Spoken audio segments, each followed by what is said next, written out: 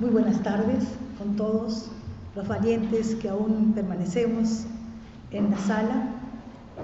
Y lo que mencionaba Dirk es, yo digo, a veces en este mundo no hay casualidades, ¿no? O sea, lo tomaba yo. Empezó un disertante alto, ¿no?, que tenía que levantar este micro, y fue después bajando para mí que tengo que ponerlo más asequible hacia mí, ¿no? Soy mujer y, como dice el título abajo en las pequeñas letras, ¿no?,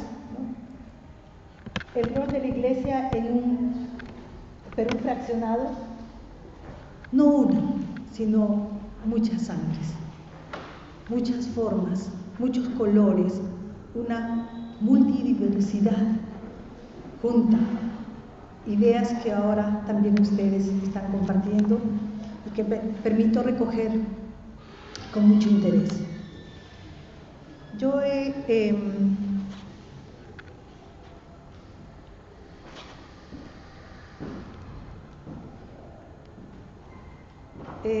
proponerles básicamente tres formas de entender esto que quiero compartir con ustedes, ¿no?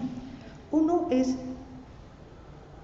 hablarles un poco de lo que es Paz y Esperanza, que es la institución que me cobija actualmente y donde yo he pasado parte de mi vida de aprendizaje, tanto de las cosas que me tocaba vivir, pero también de lo que tuve que encontrar y cómo solucionar ya desde una nueva mirada, ¿no? Porque estoy 22 años conociendo a Dios, pero de ahí atrás hay una vida donde no está ese Dios, donde la tarea era más bien decir: a ver, ustedes pobres, opio del pueblo, ese Dios es opio del pueblo, a pasar a decir: este Señor es gracia, salvación, amor, ¿no? Entonces, ¿cómo fusionar estas dos cosas, estas formas de ver para mí en un momento de mi vida? Un segundo punto es los proyectos de emergencia, que son los que voy a compartir con ustedes. Y uno tercero, a partir de estas dos cosas primeras, esta breve reflexión histórica, bíblica y teológica que cuestionaron en muchos momentos mi accionar.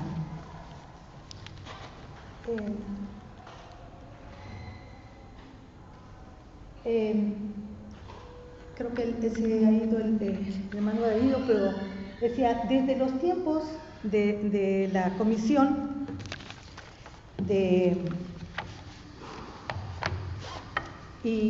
desde los tiempos de la comisión y luego el Departamento de Acción Social, Paz y Esperanza, en el año 1984, o sea, hace como 39 años, del Concilio Nacional Evangélico del Perú, CONEP, del cual fue presidente el pastor Darío, que nos ha expuesto ahora. Estas personas nombradas en el texto que ustedes pueden ver, profesionales, cristianos, comprometidos con la misma devoción y amor por los ideales de verdad y justicia. Se juntan ellos y forman esta ONG, Asociación Paz y Esperanza, en el año 1996. Y el lema que hasta el día de hoy nos convoca es: todos somos apasionados por la justicia y la defensa de los derechos humanos. Cuando empieza el conflicto armado en Ayacucho, quedan presos muchos pastores evangélicos acusados de terrorismo. ¿Quién podía defenderlos a ellos? Los traían de sus comunidades simplemente por estar auxiliando a la gente que en ese momento caía. Y los que han vivido en ese tiempo en Ayacucho saben lo que fue eso. Un pueblo entre dos fuegos, los militares, y por otro lado era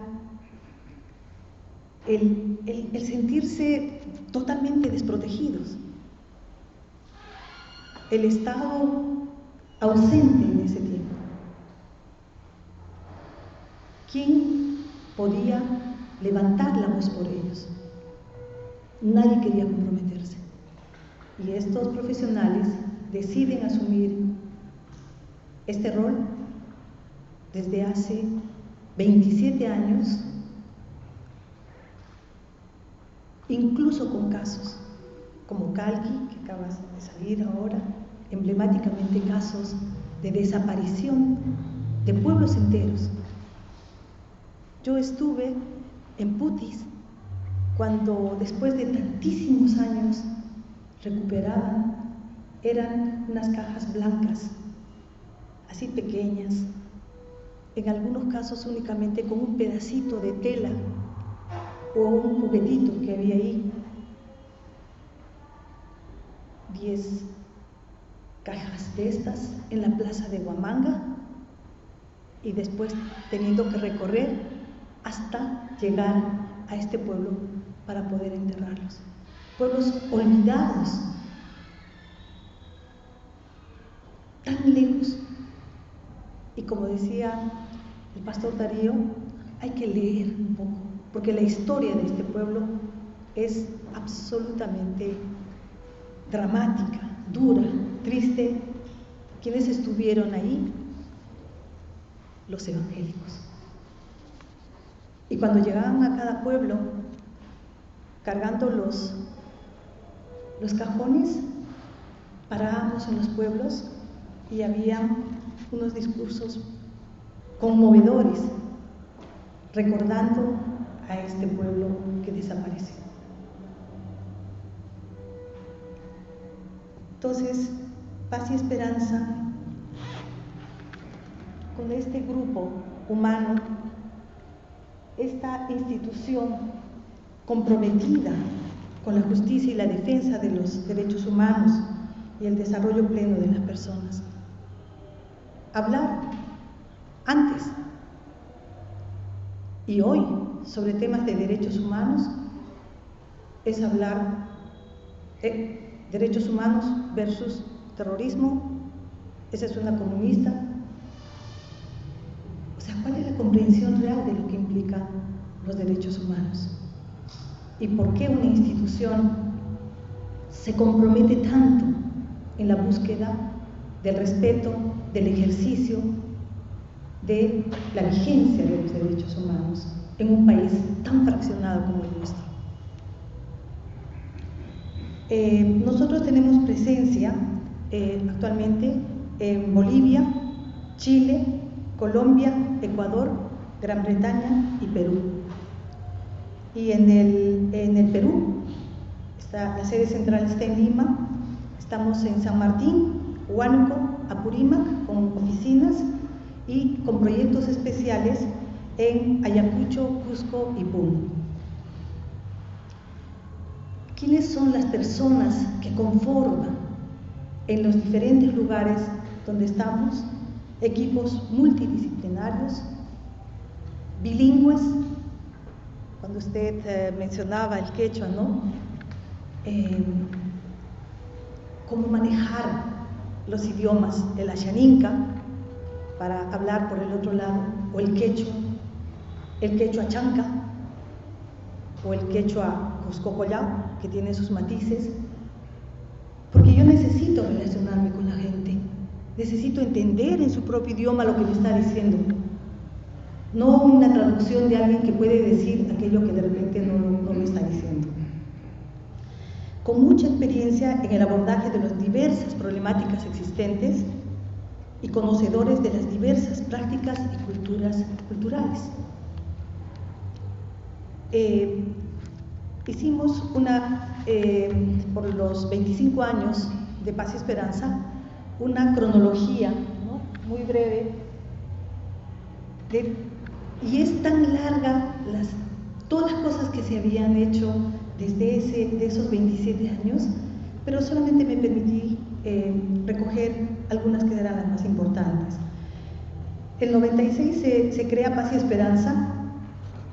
El 98, todavía con los rezagos de lo que venía sucediendo en Perú con el tema de la Comisión de la Verdad y todo esto, era un encuentro latinoamericano de evangélicos y derechos humanos, por una campaña para celebrar la justicia de Dios, porque en ese momento estaba todo revuelto, digamos, ahí la situación de lo que se vivía en el Perú. Unas campañas a nivel nacional sobre los inocentes. Había muchísima gente inocente en las cárceles de Huánuco, de Huancavelica, de Apurímac, en Lima, en Ayacucho. Era impresionante. Y las historias de la gente que vivió en Ayacucho conmueven. Cuando un niño pequeñito te decía, nosotros salíamos del colegio y mientras llegábamos a la escuela de la casa, ahí en el camino veíamos cadáveres de mucha gente o perros colgados en los postes. Así mueren los traidores o los que veían ahí tapados con periódico. Eso es lo que vieron nuestros niños. Niños que ahora son adultos. Tal vez muchos nunca curaron estos traumas que implican, pero lo que sí quedó fue ese fraccionamiento, porque nadie se acercó a estos niños para recuperar su corazón, su mente, todo lo que ha sentido de ver estas situaciones, por no decir de muchos que quedaron huérfanos, muchísimos. Y muchísimos de los pobladores que están ahora viviendo en muchos barrios acá en Lima son los migrantes de esos tiempos. El 2000 hubo una campaña, La Verdad nos hará libres, y fue el inicio de la formación de la Comisión de la Verdad en alianza con otras ONGs. Hace poco acabamos de conmemorar los 20 años del informe. Me acuerdo que estuve en la presentación del informe en la plaza de Huamanga. Aquello era conmovedor para cualquiera. Ahí no necesitaba ser ni de derecha, ni de izquierda, ni de nada. Simplemente un espectáculo como esos, la plaza forrada de flores y en un rincón una mujer que cantaba La Flor de la Retama. No era un himno de nada, era La Flor de la Retama, que seguramente muchos lo han escuchado, y eso es un himno para ese pueblo, que hay que entenderlo, que hay que recogerlo sin prejuicio. Y mirabas y veías a la gente llorar. Lloraban al son de esas canciones, porque muchos de los que estaban ahí posiblemente habían perdido a sus familiares. Otra cosa importante también en el 2013, y lo mencionaron en la mañana, el primer hermano que compartió, en el 2013 se hizo una investigación sobre violencia en familias cristianas. Y acá está el pastor Benjamín, ¿no?, que hizo junto con otros, en alianza con otras instituciones también, una investigación para mostrar que el tema de la violencia hacia la mujer, a los niños, no era un problema de los de afuera, era un problema que estaba también en las iglesias evangélicas. Y esto realmente fue tan importante porque pues había que sacudir un poco a la esfera de lo evangélico, donde supuestamente ahí no pasa nada, ¿no? Y finalmente también en 2014 se hizo la fundación del Instituto Paz y Esperanza, ¿no?, que era para poder llegar con un mensaje diferente. Y a mí me alegra de verdad agradecer a ETE y ahora a otras instituciones que están promoviendo espacios como estos. Y claro, uno quisiera que estas bancas estuvieran llenas, porque necesitamos hablar de estas cosas. No podemos taparnos los ojos con lo que está sucediendo en el país, en el mundo, en Latinoamérica, donde vamos, están sucediendo cosas. ¿En qué momento nosotros nos damos el tiempo, le dedicamos, estudiamos, conversamos entre evangélicos y no evangélicos sobre estos temas? Una cosa importante que me pareció a mí necesario compartirles era, le decía mientras preparaba esto, ¿qué me da a mí la legitimidad para venir a hablarles a ustedes? Porque nadie me lo ha contado, nadie, nomás que he leído en un informe.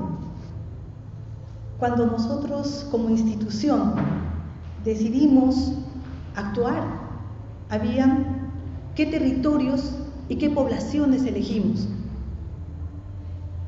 En Lima, ¿no?, están las organizaciones de derechos humanos con las que se hacen muchísimas cosas. Organizaciones cristianas, iglesias, población migrante y personas con discapacidad.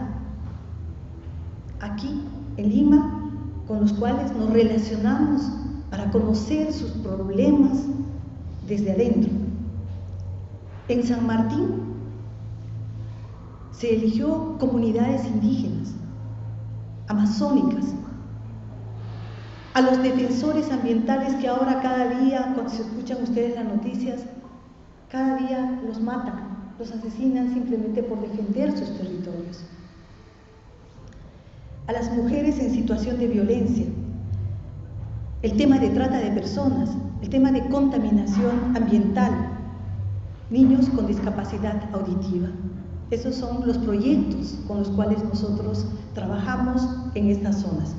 En Huánuco hay una casi especialización con niños, niñas, adolescentes víctimas de abuso sexual. Tenemos un albergue ahí para niños que fueron abusados sexualmente, niñas que luego eran abandonadas por sus padres, la vergüenza. ¿Quién las recogía? No había un Estado, el Estado no tiene albergues especiales para este tipo de niños ni profesionales especializados para trabajar con estas niñas y mujeres también que eran víctimas de violencia. En Ayacucho, esta región con altos índices de pobreza, personas afectadas fuertemente por el conflicto armado, con casos emblemáticos como los que los he mencionado. Ayacucho representa para nosotros un aprendizaje tan humano, tan cristiano, que te condiciona y te cuestiona qué hacer con estas poblaciones. Apurímac también se eligió a comunidades campesinas altoandinas, programas de interculturalidad bilingüe y pongo al final de la presentación mía la imagen de una niña y solamente como un testimonio de ratificar el servicio a los más pobres desde mi persona. Tengo 2 hijas que viven en Finlandia. Yo fui a verlas, a visitar, porque quería conocer la famosa imagen que tienen de Finlandia, la mejor educación, una de las mejores propuestas educativas del mundo, y quiero ir a conocer Finlandia y conocer las escuelas, los jardines y cómo manejan todo eso. Entonces venía con esa imagen.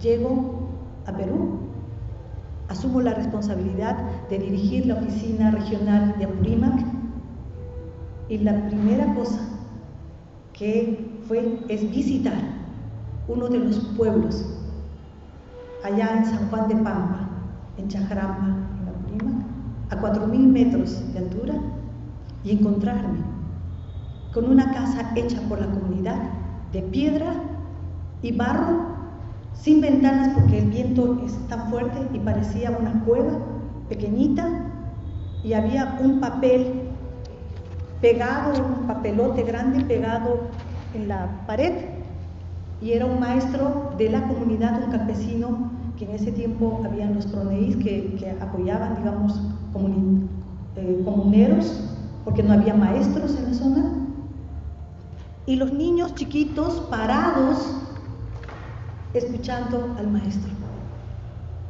Esta imagen para mí fue: ¿qué es lo que tienes que hacer? Ya en ese momento el Señor me había preparado desde mi fe. Antes no estaba, yo era la psicóloga social, luchadora de defensa de todas las causas acá, la del mundo, pero ahora tenía otra identidad. ¿Cómo recoger eso? Les cuento que salí de este lugar, fuera del grupo, y lloré, hermanos, por lo que tenía en la cabeza. Me preguntaba por qué los niños finlandeses tienen esto y por qué los niños peruanos tienen esto. Y ese momento tomé la decisión de servir a esta causa.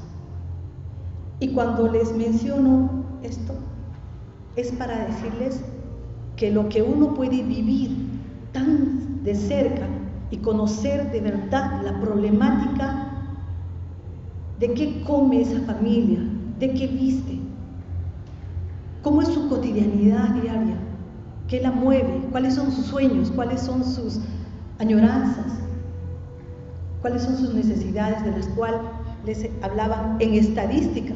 Esos números que hemos visto esta mañana, esos números nosotros los podíamos ver cada día en la cotidianidad de vida con ellos.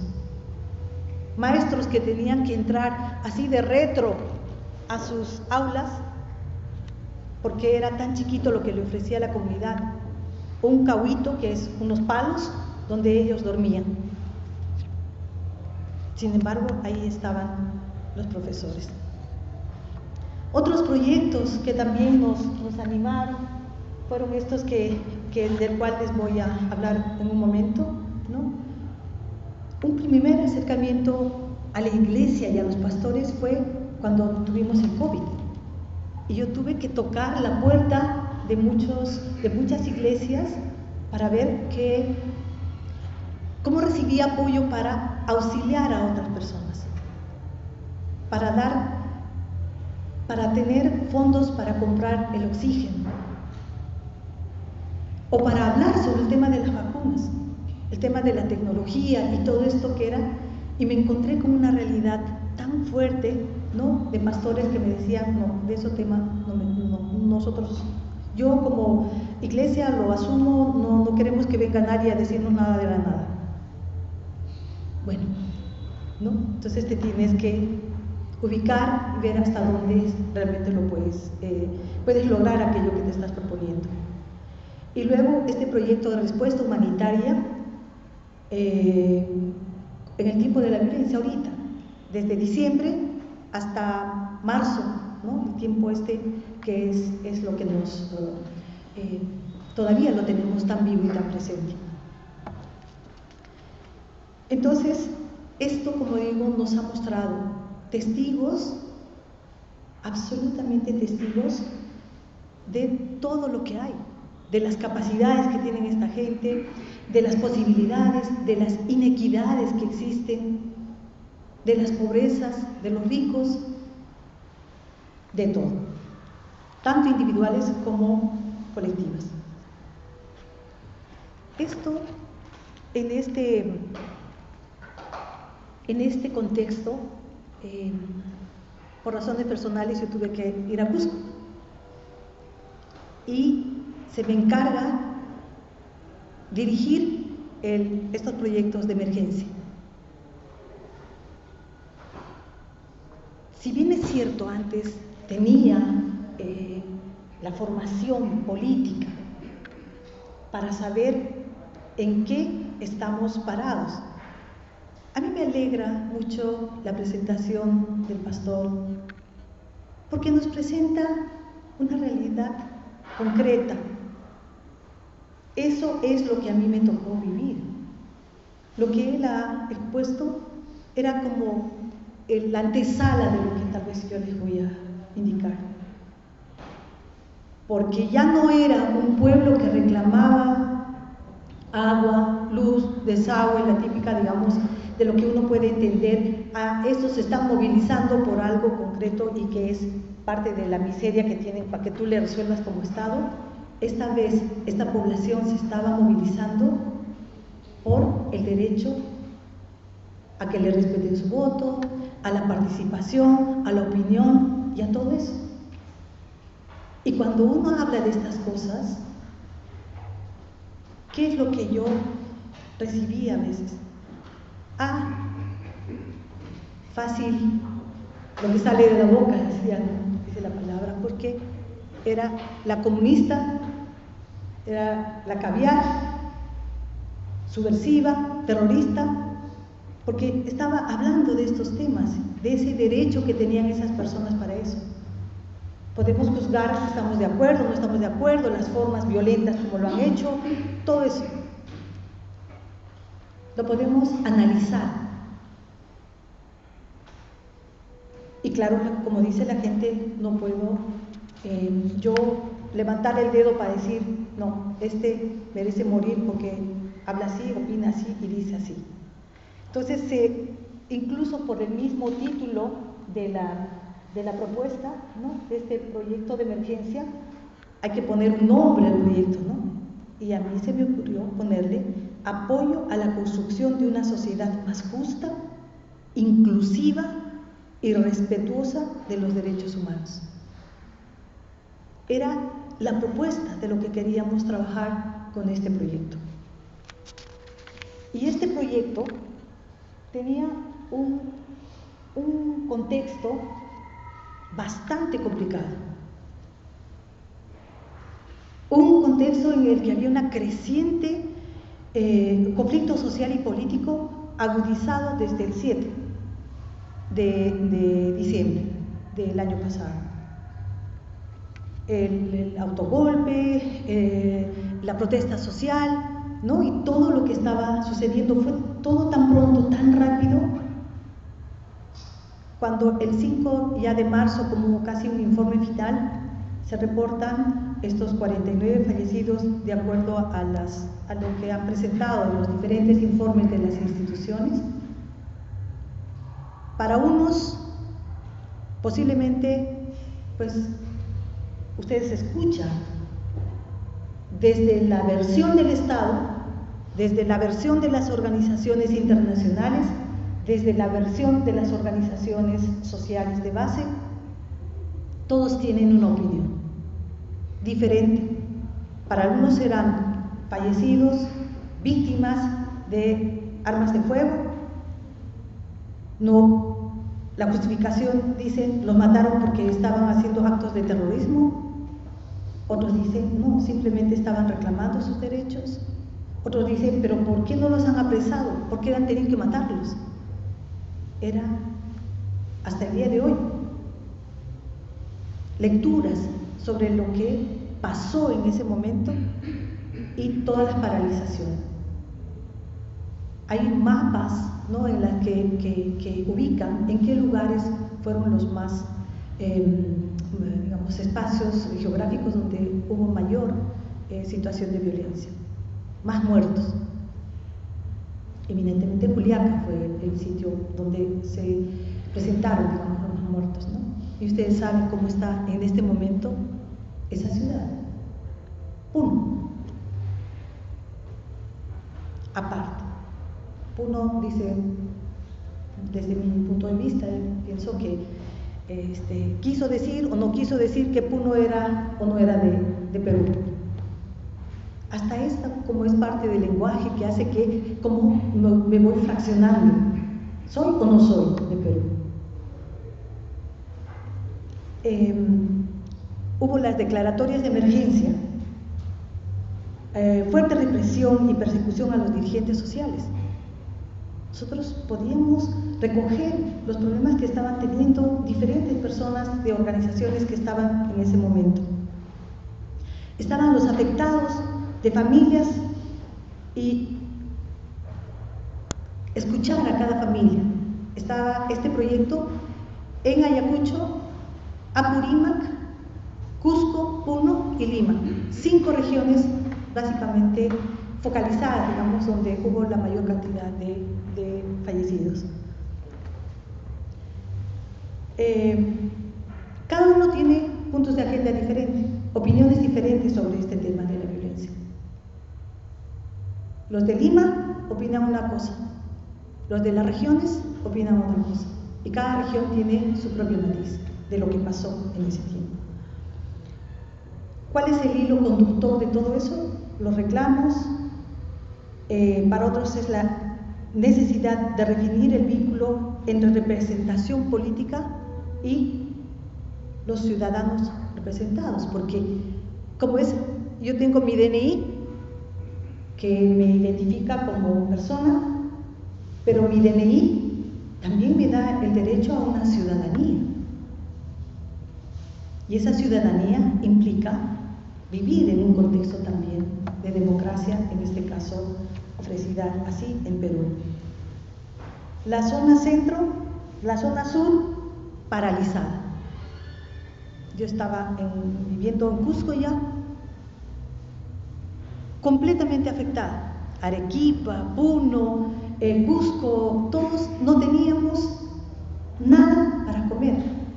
Estaban las carreteras bloqueadas, no podíamos salir a ningún sitio, había el riesgo de que te pudieran acusar de estar haciendo algún acto impropio y te podían meter a la cárcel, como hay muchísima gente que en este momento está acusada, ¿no? de terrorista o de las formas que sean, ¿no? Y eso generaba evidentemente nuevos conflictos. Entonces, ¿qué nos propone este proyecto? Nos dice: acompañen psicológica y legalmente a todas estas personas, no solamente a los 39 que habían perdido la vida, sino a sus familiares, a los afectados, ¿no? Porque en este grupo de los fallecidos, por ejemplo, está identificado como 9 menores de edad. Entonces había que trabajar también con las escuelas, con los colegios, con sus barrios.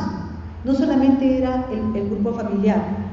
Y este acompañamiento socioemocional, ¿no? Ese soporte psicológico a familias directas de los fallecidos, pero también había que dar el soporte a los miembros de las asociaciones de víctimas, porque solos no se podían defender.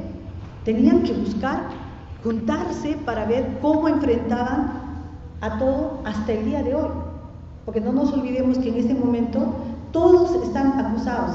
Hay heridos que todavía están en situación complicada de su salud, pero les sigue llegando la citación de la Fiscalía para que vaya a declarar, porque está acusado de haber sido parte de un movimiento social en diferentes lugares. Entonces había que asesorarlos también para cómo hacer las cosas correctas, cómo deberían enfrentar en esto, cómo enfrentarse a fiscales, a jueces que no son especializados en el tema de derechos humanos. Porque el tema de derechos humanos, como decía, no es como una asociación muy gratuita que hace la gente de decir: hablar de derechos humanos es hablar de defensa de los de izquierda, de los caviares, de los terroristas. ¿Acaso cuando a mí, vean, en algún momento me vea afectada yo en cualquier situación, ¿qué es lo que me defiende? Son los derechos humanos, ganados en muchos momentos por mucha gente, que ahora me beneficia a mí. Y por eso las discusiones de ahora también, que polarizan a la sociedad, que polariza a los grupos. Unos ahora están planteando que se quieren salir, ya no quieren nada de la Corte, no quieren saber de las instituciones que defienden los derechos humanos, porque esos defienden a los comunistas, esos son unos caviares, y no, entonces hay que salirse de eso. Otros dicen, pero ¿qué les pasa? No confundan estas cosas. Infórmense, ¿para qué sirven esas instituciones? Entonces eso también va haciendo ese fraccionamiento de ideas, de propuestas. Una segunda cosa que nos propone este proyecto era, hay que hacer espacios de información sobre estos temas, desde niños, que sepan por qué es importante reclamar un derecho a la educación. Nos lo decían, la estadística nos propuso. Ahí está, ¿dónde está el verde de lo rural? ¿Dónde están los otros? Esta mañana nos han mostrado con esa crudeza de la estadística, cómo eso se da, como les mencionaba, de esta escuela ahí en Chacramba. Entonces, ¿cómo hacemos nosotros para que estos espacios se den? Ustedes han recibido la mañana al entrar un calendario, ¿no?, que he traído para compartir. Es un calendario de cumpleaños, ahí ustedes pueden anotar cada mes los cumpleaños de vuestra familia, que no se olviden, pónganlo en un sitio visible. Este calendario fue hecho por niños con los cuales se hizo talleres para mostrarles y enseñarles a ellos. Gracias. Este calendario tiene los 12 meses del año, cada mes tiene un derecho. Ellos hicieron el taller, pero a la vez dibujaron, reflexionaron. Estos niños son de barrios urbanos marginales en Cusco, lugares donde se produjo movimientos tan fuertes. Ellos estaban asustados porque sus papás corrían, porque les llegaban las bombas lacrimógenas, porque quemaban llantas en la puerta de sus casas y no entendían qué es lo que pasaba. Lo único que veían eran las imágenes de la televisión. Y cuando hicimos esto, los niños, muchos de ellos, ¿saben qué me decían? La DINA asesina. ¿Cómo explicar a esos niños que esa DINA asesina también es una hija de Dios y es una autoridad? ¿Cómo trasladar amor en esos niños? Porque eso era lo que tenían. Y reflexionamos en estos talleres sobre esto, y cuando quise poner el título a este calendario, yo dije, educar en derechos es educar en democracia. Porque si entendemos qué significa democracia, entenderemos también qué en lo cotidiano significa para mí. Y en la parte de atrás hay una explicación que me gustaría que lo lean, ¿no?, porque es un mensaje no subversivo,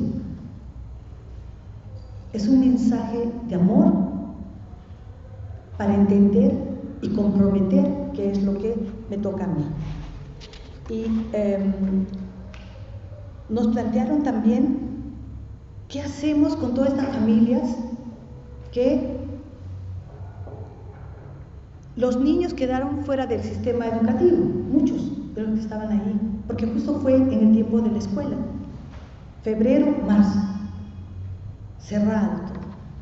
No había movilidad, no tenían cómo llegar a sus comunidades, los profesores no se podían encontrar ahí en las comunidades campesinas. Había que hacer algo y la gente estaba también sin economía, entonces había que ver que habían matado al esposo, habían matado a familiares directos y ya no había economía para la familia. ¿Qué comían? ¿Qué hacían? ¿No? y aparte de la paralización en sí, digamos, que se estaba viviendo, ¿no? Y una cosa que fue muy fuerte, que ahora les voy a compartir, era la asistencia médica a todos los que estaban heridos. Y ahí iban de los más graves hasta los que tenían pequeñas heridas. ¿Qué hacer? ¿Cómo llegar a estas personas y auxiliarlas? Y finalmente, esto no puede quedar así. Tenemos que hacer actividades de incidencia, que la gente conozca, que se comprometa, que diga algo. Toquemos las puertas. Y coordinación con instituciones especializadas de derechos humanos, porque necesitábamos capacitar a mucha gente, abogados que querían colaborar, pero no manejaban esta temática de derechos humanos. No es lo mismo un abogado cualquiera que va a litigar en lo civil o en lo penal, a un abogado conocedor de las leyes que nos amparan, pero también de la práctica que tiene para lidiar con estas cosas. Voy a pasar, he tratado de elegir imágenes no tan duras como las que nos tocó vivir. Y en cada una de estas imágenes yo toqué puertas de iglesias evangélicas, porque eso es lo mío. Toqué puertas de la Iglesia Católica, porque tenía más presencia en algunos lugares. Toqué el corazón de muchos miembros de la Iglesia, amigos, pastores. En cada una de estas imágenes, a veces tuve una respuesta, otras nada, simplemente me ignoraron. Entonces las grandes preguntas las voy a compartir luego con ustedes porque no entendía qué pasaba, qué sucedía. Imágenes como estas, cuando nos tocaba ir a las casas a hablar con las personas heridas, para conocer de cerca qué es lo que estaban viviendo, qué es lo que necesitaban, porque como digo, no solamente estaban afectadas en su salud, sino también estaban acusadas. Entonces, ¿cómo hacemos? ¿Cómo recogemos? Y en este caso también tuvimos visitas, ¿no?, de importantes funcionarios de instituciones internacionales que querían, no que lo sepan porque lo leen las noticias, sino querían ir y conversar directamente con las personas y recoger esos testimonios de vida.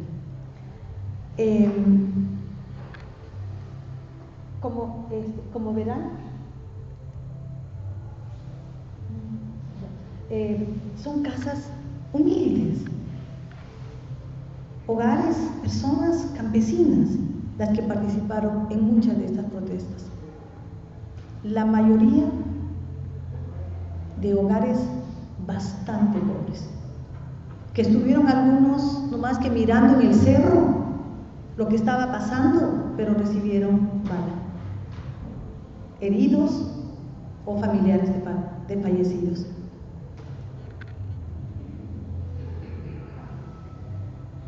Muchas de las personas que colaboraban no eran evangélicas, voluntarios que se unían a la causa. Ya yo voy con usted, le acompaño.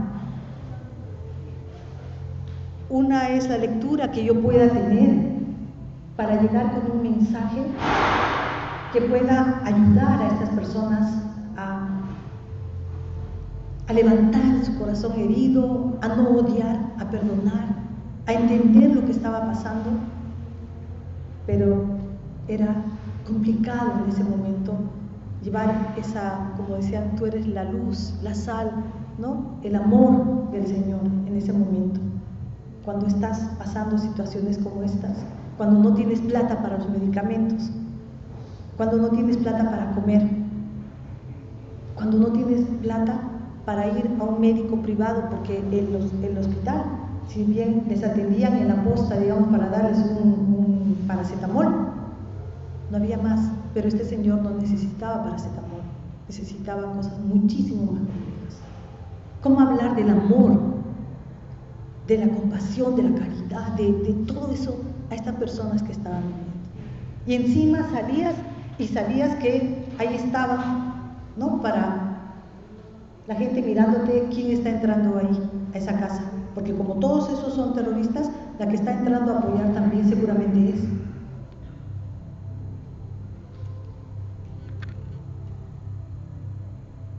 Llegar a las familias. Esta comunidad, la que ven ustedes arriba, una comunidad en Lamay, en Cusco. No había carro, vehículo público, digamos, para llegar hasta esa comunidad, caminando por los cerros y cerros y cerros para llegar a esa comunidad. Para encontrar a la mamá de un herido que había sido trasladado a Calima, sin celular, sin quien le diera información sobre su hijo. Recoger el llanto de esa madre y estar sólida para no llorar con ella, para además darle la fuerza. Cuando tenía que hacer esto, las personas que estamos del grupo y que éramos los que compartíamos la fe, una nuestra, orábamos, nos agarramos de la mano y orábamos para que sea el Señor que nos dé esa palabra de paz y tranquilidad para estas familias. ¿Dónde estaba la iglesia ahí? Sí, porque era yo la iglesia. Era yo la iglesia caminando. No podía mirar a la iglesia, a mi pastor o al pastor que estaba en ese momento o al otro que posiblemente estaba, porque no estaba. Pensar que es el otro el que va a resolver o el que yo tengo que asumir esta tarea como Dios manda. Y con todo, como han sido el primero, el segundo y el tercero, ¿no? Cuando hablaba él de benefactor, ¿no? El benefactor, pues, tal vez ese benefactor a mí me suena como beneficencia, ¿no? En el lenguaje, digamos, más para mí actual. Digo, tal vez no es benefactor, tal vez es más fuerte que eso, ¿no? Pero yo estaba ahí, llevando ese mensaje a estas personas. Y hablábamos para darles ese soporte psicológico y que no se caigan. Y llevar además esta foto para después llevarle al hijo que estaba en un hospital absolutamente solo acá en Lima, sin nadie que le pudiera ver. Trasladar esa foto, porque la señora no tenía un celular que le podía mandar vía WhatsApp para que vea a su hijo. Hazle llegar esta foto a su hijo, para que vea que su mamá sí está fuerte, que le manda todo su amor. Ahí venía la conexión entre los compañeros de Cusco, de Lima, los de Ayacucho, todos juntos haciendo la tarea. Compartiendo con ellos una comida. Esta familia que ustedes ven acá es la mamá de un joven que, a pesar de todos los esfuerzos que se hicieron, murió aquí en Lima. Rosalino Flores, un estudiante de gastronomía de 22 años y que en las imágenes que se ve, él está en la marcha en Cusco y cuando ve que la policía se le acerca, él se esconde en un árbol de la gran avenida, se esconde ahí y ve que se acerca la policía, él tiene miedo y sale para correr un poco. Y están los videos y se ve como un policía le dispara 32 perdigones en el cuerpo. 32 perdigones que lo mataron en vida. Porque no se pudo, a pesar de todo lo que se hizo acá en Lima, no pudo sobrevivir. ¿Cómo avisar a su familia lo que estaba pasando? Había que ir a estar con esta familia, compartiendo un plato de comida. No era fácil, hermanos. ella está pensando que su hijo se va a salvar, que su hijo va a regresar a casa. Nunca regresó, sino en un cajón.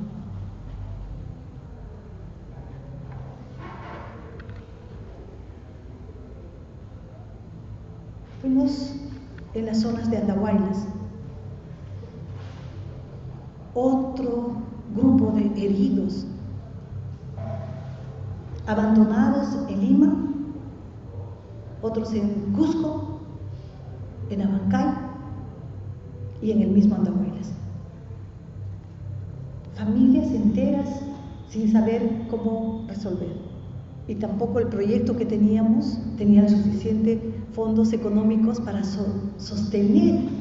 Eran pequeños fondos de emergencia que dan las agencias, algunas agencias que tienen esta vocación de servicio, pero eran paliativos pequeños. Eso significaba que teníamos que tocar cuanta puerta se podía, cuanto corazón se podía para poder resolver este problema. Y ahí no había nada que mirar.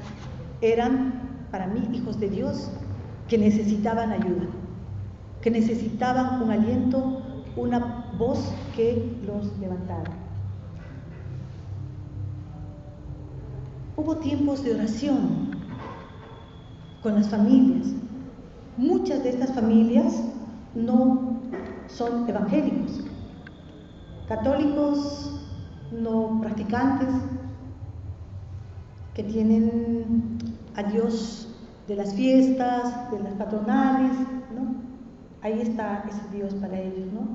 Pero era a darles también esta palabra de aliento. Habrá un pastor, alguien que vaya, porque no alcanzábamos, éramos 2 personas en cada lugar, 3 cuando había un abogado, una psicóloga o alguien que pudiera ayudar. Hacer espacios de oración para devolverles esperanza a estas familias, no había muchos. Acá está compartiendo uno de los pastores de Iglesia Una Misión, que es la iglesia donde yo congrego en Cusco, que aceptó venir conmigo a orar por esta familia, y lo hizo, ¿no? Y él entendió que su papel en ese momento era tan importante, y así él me acompañó en algunos casos, pero no fue lo mismo en otros lugares. Los pastores no querían, yo digo, comprometerse, porque seguramente podían correr algún riesgo de que fueran identificados como, pues, estás ayudando a estos grupos levantados, ¿no? Movilizados. Políticamente, sí. Políticamente estaban levantados. No eran movimientos sociales de reivindicación de pobreza, eran movimientos sociales políticos, porque estaban reclamando el derecho a su participación, a su opinión, a que se les reconociera como ciudadanos. Ese fue y es su gran pecado en un país disque democrático.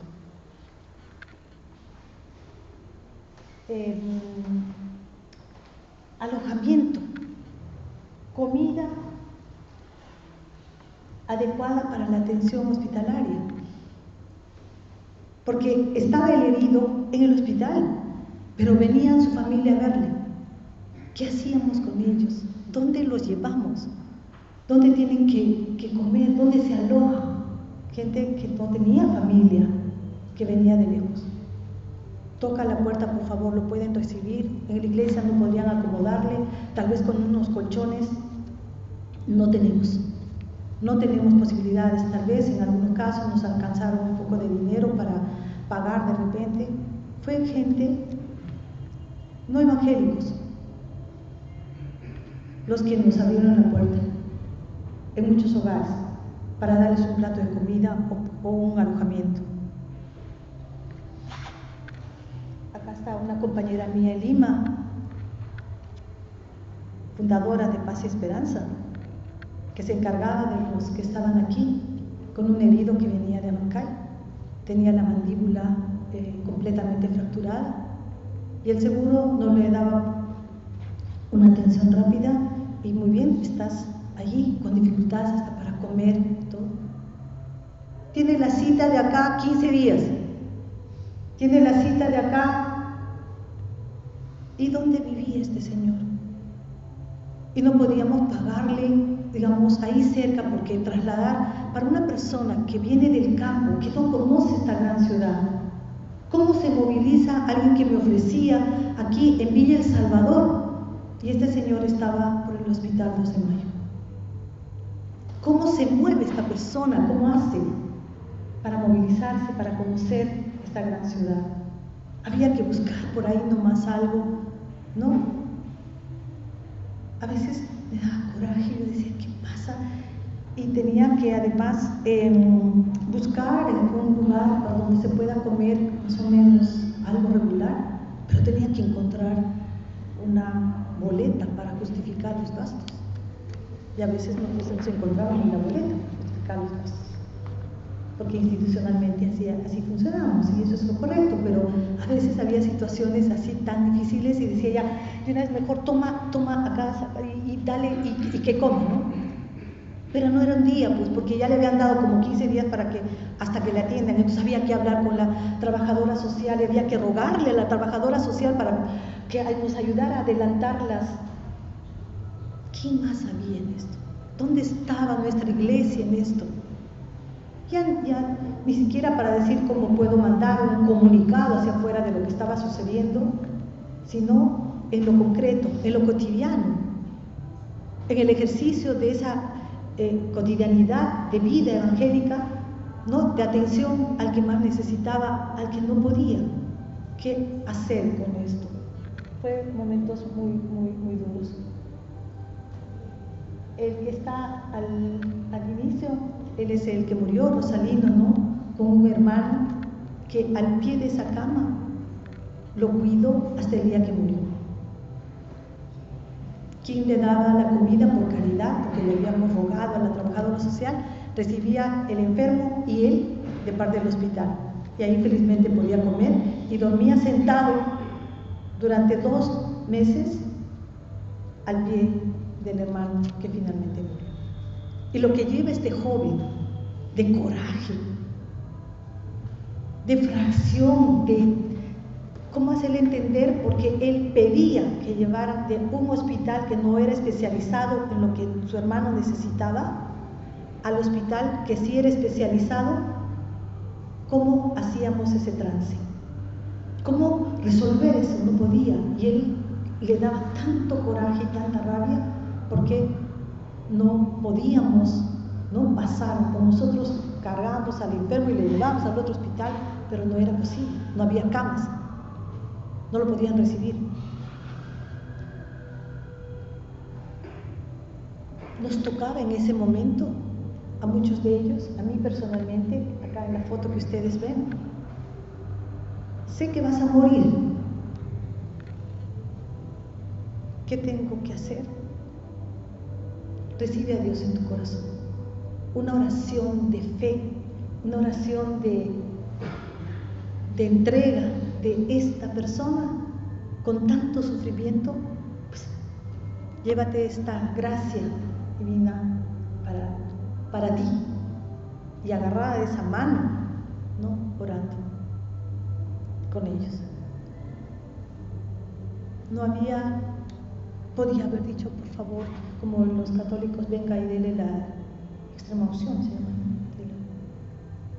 la bendición de muerte. No. Pastor, ¿podría venir para orar con estas personas? No. ¿Qué nos toca a nosotros en ese momento?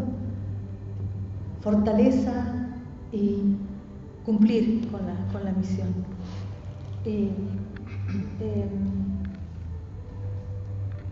Otro joven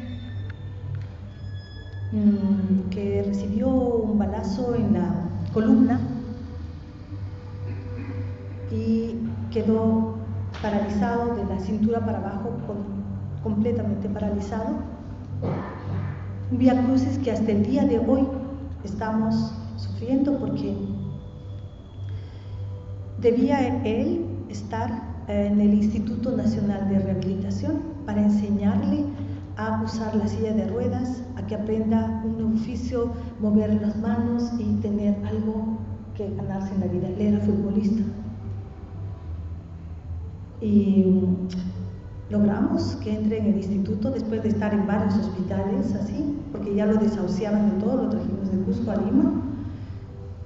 Y en el hospital un día me dicen, ¿sabe qué?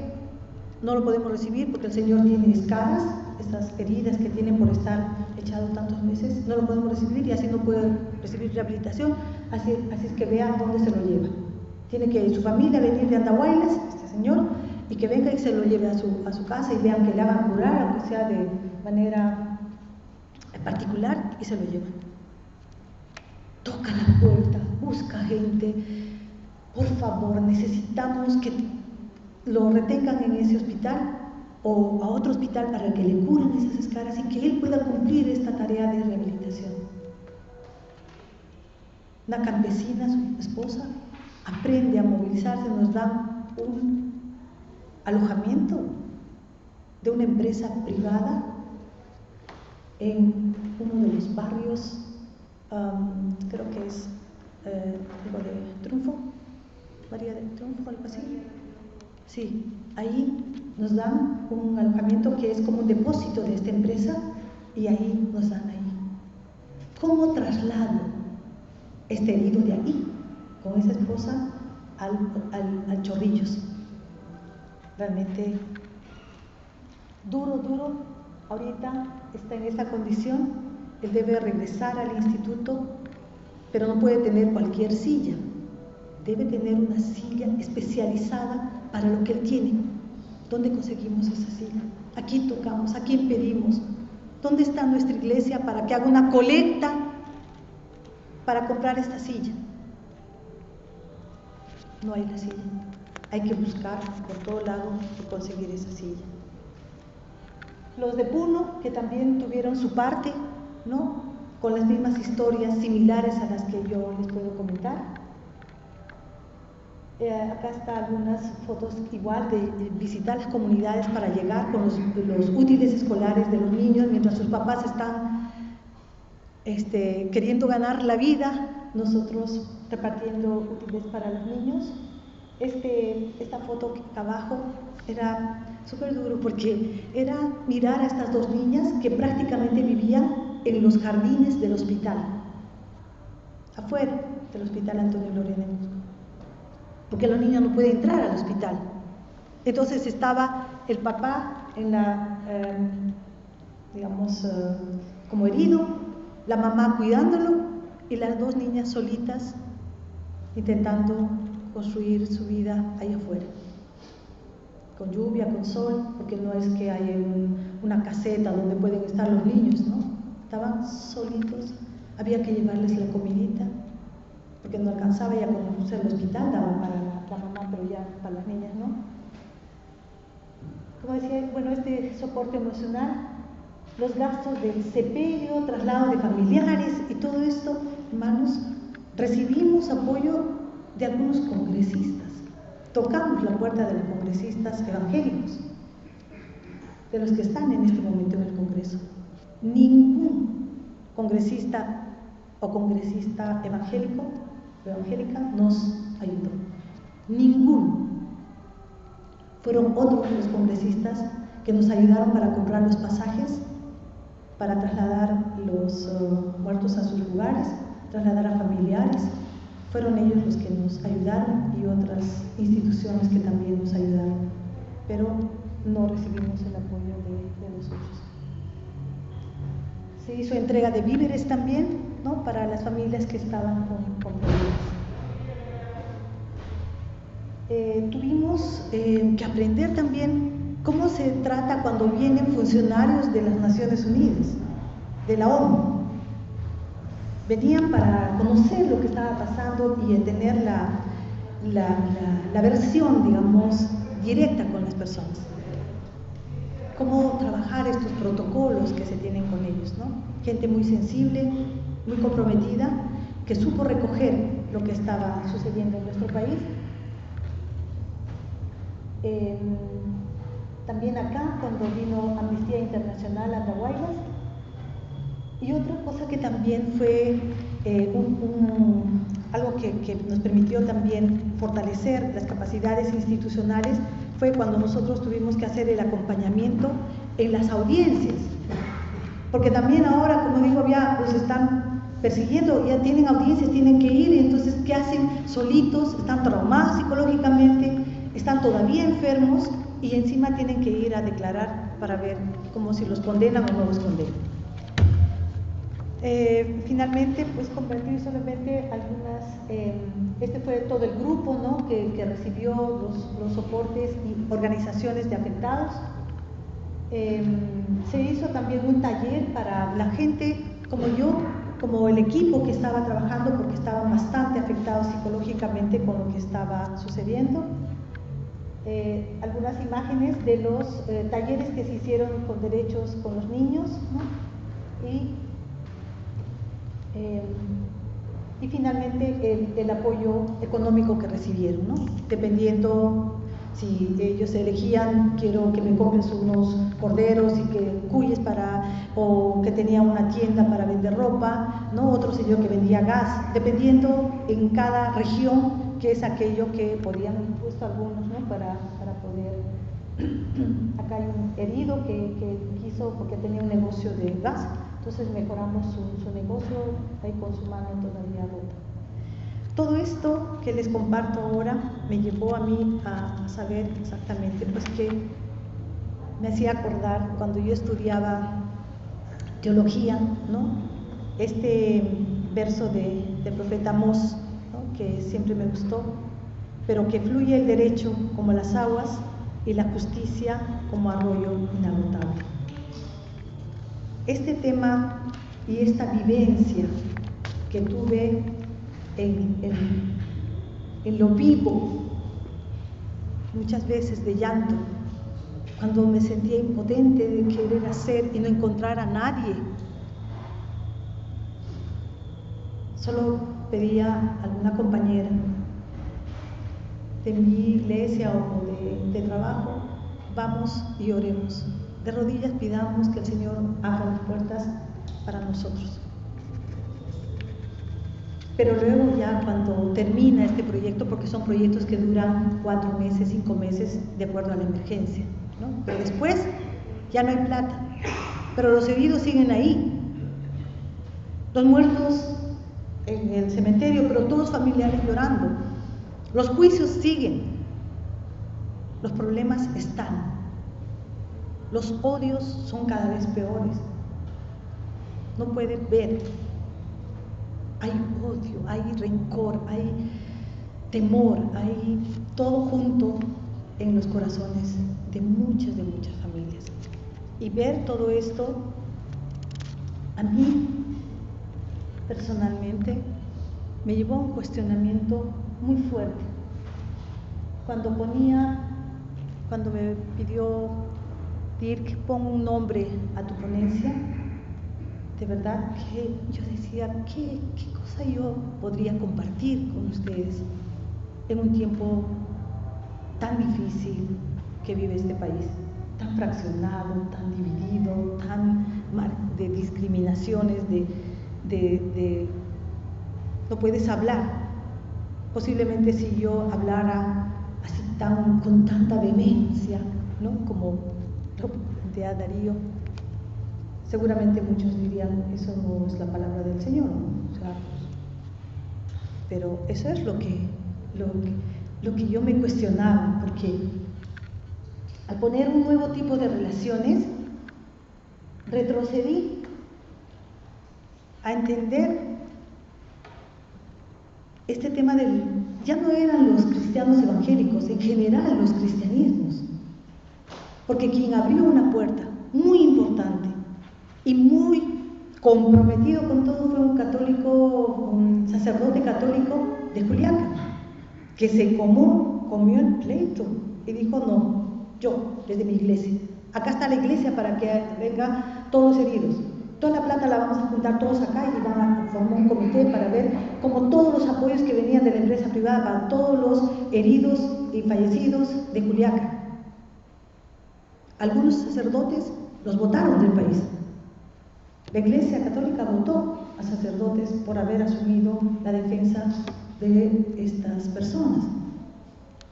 A él lo respaldó su pueblo, hasta el día de hoy. Y hace misas. Delante de la policía está ahí la policía, y él está haciendo la misa con todos los familiares, con sus fotos ahí, reclamando las cosas. Entonces eso me llevó a pensar, porque hablé con este sacerdote que trabajó con los de Puno, y yo veía a estos, por eso digo, no, cristianismos, para identificar esa diversidad de sentidos, posibilidades, tendencias, contradicciones, ¿no? Interpretaciones. Ahí había un objetivo común: cuidar al prójimo. Ahí ya no nos podíamos ver si eres de acá, no, esta es la tarea. Y otra cosa, cuando a mí me negaron el apoyo, digamos, por parte incluso de los evangélicos congresistas ahora, esta relación de iglesia y Estado. En lo público, en lo político, en lo cultural, en lo social. Y yo comparaba cómo es que eran los antiguos cristianos, los cristianos de los primeros años. Cómo era cómo se comportaban, cómo hacían estas solidaridades, ¿no? Cuando los perseguían. Y yo me reafirmaba en que el cristianismo no depende de una persona concreta, ¿no? ¿Quién nos propone? Él depende, de una persona concreta, de Jesús, de Él. Y Él nos está proponiendo un nuevo estilo de vida.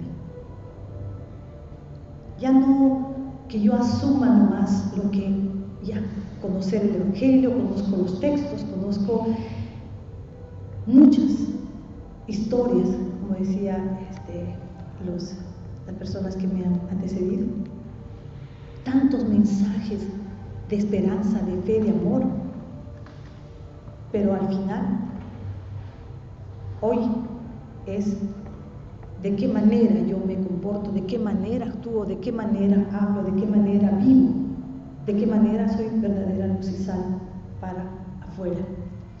El reino de Dios, esa clave para entender la proyección social que puede llegar a tener el cristianismo de hoy.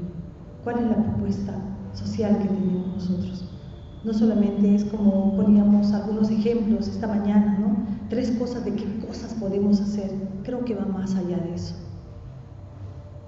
Más allá de esas 3 posibilidades tan concretas como repartir comida o organizar cosas, ¿no? No digo que eso no es válido, sino que no es suficiente. Me pregunté y cuestioné también, ¿no? Respecto al reino de Dios. Esa Basileia, Toutute, Basilea, reino, imperio, ¿no? O sea, yo decía, en ese tiempo, cuando la propuesta era cómo estos cristianos se estaban enfrentando, cuando ellos decían, este es el reino de Dios, se estaban enfrentando al imperio. Hablar de Señor era enfrentarse en ese momento al César, porque él era el Dios, o los otros hijos de Dios. En ese tiempo ellos se estaban enfrentando también. Yo me cuestioné mucho, ¿no? Porque yo decía, todo esto que aprendemos en el seminario, yo enseño, tengo 3 cursos que enseño en el seminario bíblico de Iglesia y una Misión. Uno de los cursos que enseño se llama Identidad y Cultura, y que tiene que ver con estos temas que estoy abordando y que hemos abordado esta mañana, con ese Perú fraccionado. Hablar de eso en el seminario, preparar a los nuevos teólogos, seminaristas, líderes, pastores y todos los que están estudiando, para prepararlos sobre lo que nos toca, no solamente esta parte espiritual y de cuidado, sino vivimos en un tema, en un mundo real. Y yo decía como él que nos enseñaba era el nacimiento de un nuevo pueblo lo que nos proponía. Y cómo ese nuevo pueblo iba a asumir también, como desde relaciones renovadas, reconciliadas, sanadas, ¿no?, atravesadas por el mensaje de Jesús. Todo esto son reflexiones que yo muchas veces me he hecho durante estos 6 meses que me tocó coordinar con este proyecto en las 5 regiones. Yo decía, sí, seguir a Cristo implicaba una lealtad que generaba contradicciones, rechazos, persecución en el siglo pasado. Ahora estaba casi sucediendo lo mismo, ¿no? Los cristianos reconocían que identificarse en la causa de Jesús significaba una provocación al statu quo de ese tiempo, pero estaba viviendo exactamente lo mismo. Yo estaba ahí tras todos estos casos que eran políticos, y hubo momentos en los que yo sentía temor. Salía de la casa de un hogar católico, apostólico, romano, de un hermano que al frente a la hora del almuerzo me decía, eso deben matarlos a todos esos ya para que quede tranquilo acá. Y yo estaba saliendo con mi mochila para ir a ver a todos esos que él quería matar. O sea, cómo entender y cómo aceptar o cómo pedir opiniones así. Solamente decía que en este reino de Dios, de Jesús, no se impone de arriba abajo. No es que Jesús vino y dijo, ya, así vamos a hacer y así se van a comportar y así. No, Él construyó, Él hizo posible, Él escogió a personas, como decía uno de los disertantes, no escogió al inteligente, no escogió al profesional, al preparado, escogió pescadores. Eso no es gratuito. Y Jesús no solamente no va a imponer, así deben pensar, así deben hacer con prepotencia y violencia, no, Él lo hizo con amor. Nos inculcó la paz, la paciencia como frutos del Espíritu. Y yo siempre recuerdo esta frase de Martín Lutero, ¿no?, que no nos volvemos justos al hacer lo justo, sino al contrario, como somos justos, hacemos lo justo. Esto me lleva a la reflexión, digo, si yo estoy pensando que así debo actuar, ¿por qué tengo miedo? Tengo que hacerlo. Y esta necesaria voluntad, ¿no? O sea, cuando decía acá, ya no hay judío, ni gentil, esclavo, libre, hombre, eso lo repetimos normalmente nosotros. ¿Quién era yo para juzgar si este es de derecha, si este es de izquierda, si este es de verdad un terrorista o no lo es? No lo sé, no me consta. Yo simplemente actúo mirando a estas personas como hijos de Dios. Nada más. Y esta breve reflexión histórica, teológica, como decía, bíblica, me llevó a preguntarme qué significa todo esto para mí, qué significa todo esto para los evangélicos y todo lo que hemos escuchado en este día, qué significa para nosotros. Voy a seguir yo pensando lo mismo, que la iglesia no debe meterse en estas cosas porque no le corresponde. Para eso hay otras instituciones que se encargan de estas cosas. Como institución, como iglesia, no debemos meternos en esto. Así me dijeron los pastores, algunos pastores. Porque era un tema político. No era entendido como una misión, como una obra. Yo decía, pero si Jesús se hubiera corrido a todos los problemas que en ese tiempo de injusticia, de inequidades vivía, ¿dónde estamos? Y eso me hizo a mí tomar esa decisión y compromiso de servir a los demás, desde cualquier condición que me ofrecía. No voy a escoger, no, esto no me meto porque, pues mira, esto me va a traer problemas con mi familia. Es fácil decir, mejor no me meto a esto porque esto me va a traer problemas en el trabajo. Todas las justificaciones podrían estar en este momento. ¿Lo asumes o no lo asumes? Estoy en la certeza de que Dios está conmigo, de que Él me acompaña, de que Él me protege, de que Él me cuida, y todos los días pidiéndole al Señor, abre las puertas, haz posible que esto suceda. Y en esa confianza caminaba, aún con temor, con mi mochilita ahí, repartiendo vendas, porque estás viendo a un herido, ya te sacaste la manga de tu camisa, ya te sacaste la otra manga de tu camisa para amarrar, porque ahí estaba corriendo la sangre y había que amarrar para que no siga desangrándose, porque nadie, un taxi, quería recibir eso para llevarlo al hospital. Y había que correr a la farmacia para comprar esas vendas.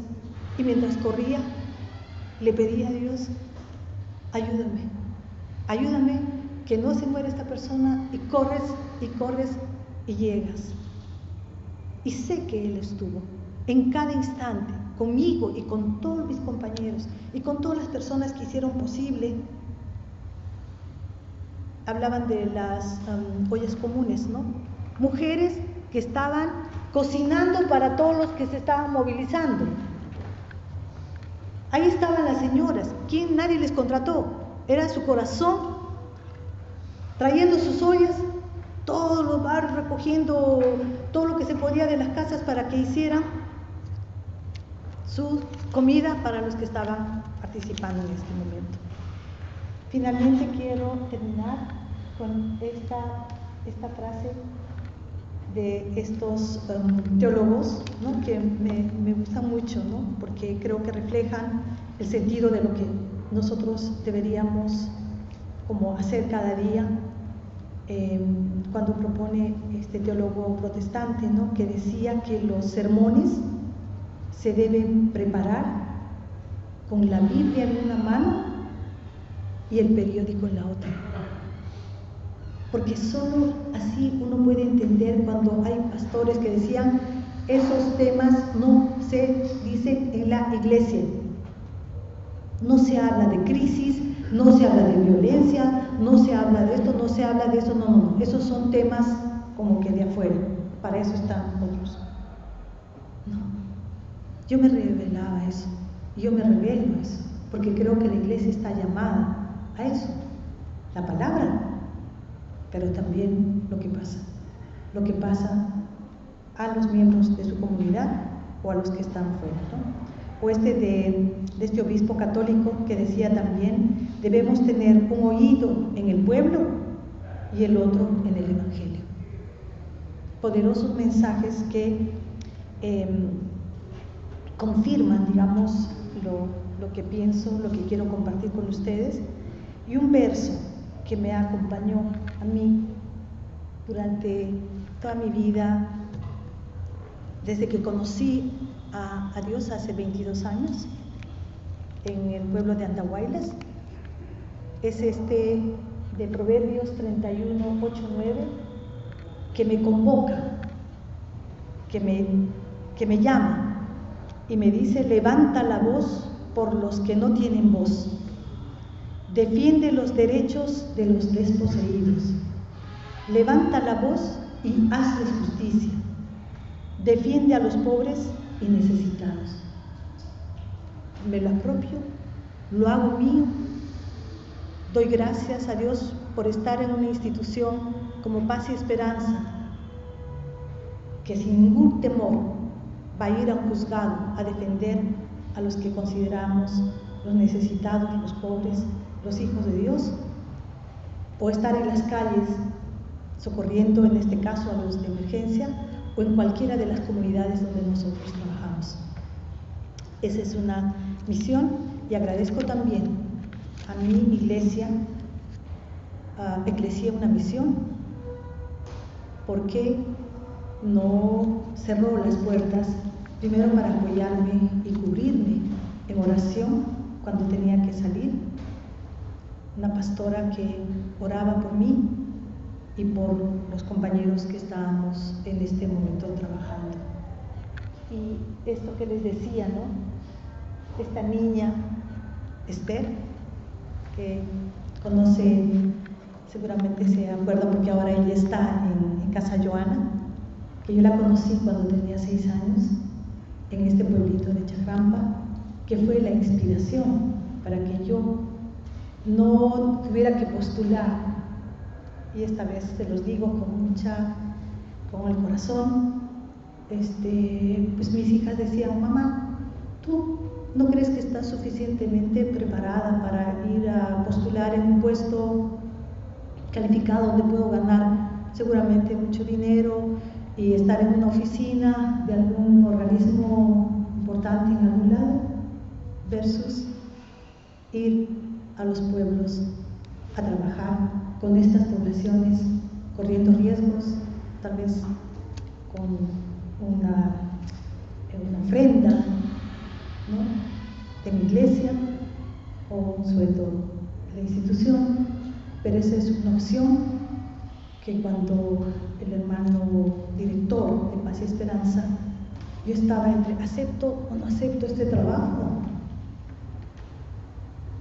Él dio un mensaje sobre el servicio siervo. Y ese momento entendí que el llamado que nos hace Dios, que nos hace ese Dios maravilloso en el cual yo y ustedes creemos, es un servicio, servir, es el servicio que nos llama hacia el otro, al desposeído, al necesitado. Vamos a ver también por los otros, pero la opción es la opción por los pobres. Y eso es lo que yo escogí. Muchas gracias.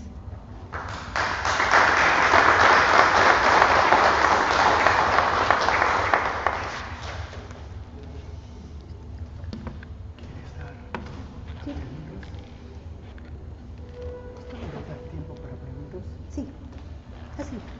Tengo tiempo. Yo hice, junto con estos cuestionamientos que acompañaron esto que les he compartido, fueron muchas noches, hermanos, porque yo decía, ¿qué puedo compartir con ustedes sobre una experiencia como esta? Eso es lo que vivimos a diario. Y decía, las preguntas que quisiera compartir con ustedes era: ¿qué lugar tienen hoy en general las religiones? Porque vemos lo que está pasando a nivel internacional, a nivel nacional, en lo local, en lo pequeño, en un mundo multicultural, diverso, globalizado. Estaba leyendo textos en el que decía que antes ya se iban a desaparecer las religiones. Eso es lo que algunos politólogos, estudiosos decían, que ya las religiones iban a desaparecer, porque ya había nuevas corrientes, pero ahora no. Ahora esas religiones se han fortalecido, están muchísimo más fuertes. ¿Cómo está nuestro cristianismo evangélico ahora en Europa? Ya va desapareciendo. Hemos vuelto al tiempo antiguo donde nos perseguían, donde persiguen a los cristianos. Entonces, una de las preguntas es: ¿qué lugar tienen hoy las religiones en un mundo multicultural, diverso y globalizado? El segundo, ¿qué lugar tiene la fe en una sociedad tan fraccionada como la que tenemos? Y finalmente, ¿qué nos une a los cristianos evangélicos en tanto ciudadanos de este mundo y qué nos divide? ¿Qué nos separa?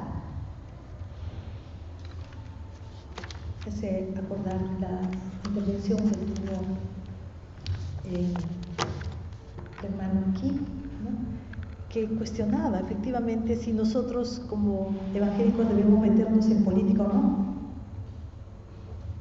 Tal vez la iglesia como institución no, pero decían, los miembros sí tienen la libertad de ir, ¿no? ¿Y qué posición tiene la iglesia respecto a todo lo que se vive? No hablo nada, no digo nada, o sí tengo que decir algo. La iglesia evangélica tiene grupos organizados, pero nunca se les escucha. No se les escucha. Me encantaría que pudiera haber un pronunciamiento de toda la iglesia evangélica unida. Los de aquí, los que más o menos se ven, los verdes, los rojos, los amarillos, los anaranjados, todo lo que tenemos en cada ciudad. Un solo comunicado en respeto a la vida, en respeto a ¿dónde están los evangélicos? Y con derecho a piso, les puedo decir, ausencia total de los evangélicos organizados, de las iglesias evangélicas, de miembros importantes en la comunidad que pueden pronunciarse también. ¿Dónde están? No hay. Y eso sí siento cuando yo hablo con los estudiantes del seminario. Digo, no le tengan miedo a la palabra política. Política es todo lo que hacemos. Escudriña y mira qué está pasando con lo que nos han mostrado: educación, vivienda y todo lo que podemos nosotros en este momento analizar. Todo es política. Hay preguntas de parte de la audiencia.